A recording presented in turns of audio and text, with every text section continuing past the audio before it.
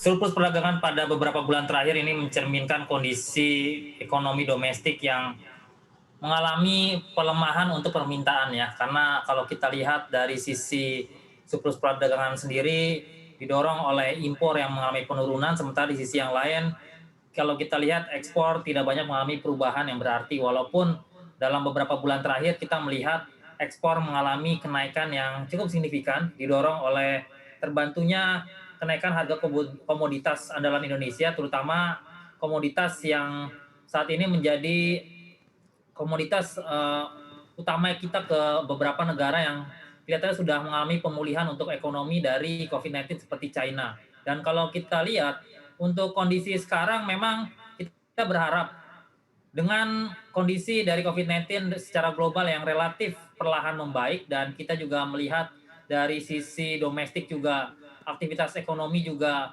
perlahan sudah mulai mengarah ke normal ya dan kita berharap indikasi dari rekor perdagangan kita akan relatif berubah dalam beberapa periode ke depan walaupun ini tergantung terhadap kondisi yang namanya pembatasan aktivitas ekonomi atau kalau kita lihat di sini disebut PPKM ataupun juga PSBB. Kalau ekonomi kita masih mendapatkan pembatasan PPKM ataupun PSBB, kelihatannya tren surplus perdagangan akan terus terjadi dalam beberapa bulan ke depan.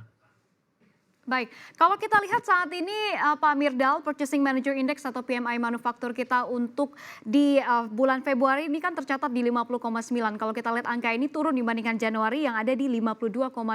Anda melihat industri saat ini menahan apakah karena murni daya beli atau seperti apa nih Pak Mirdal?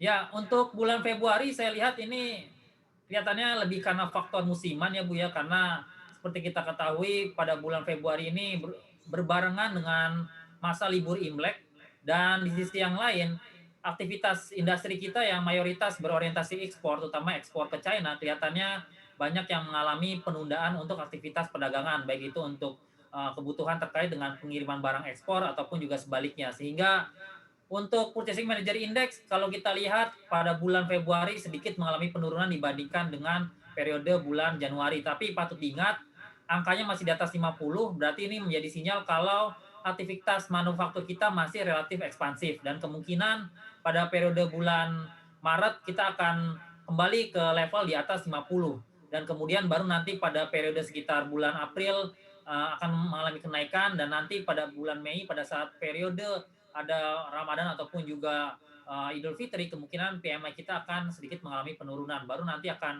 kembali normal lagi pada periode sekitar bulan Juni sampai periode bulan November.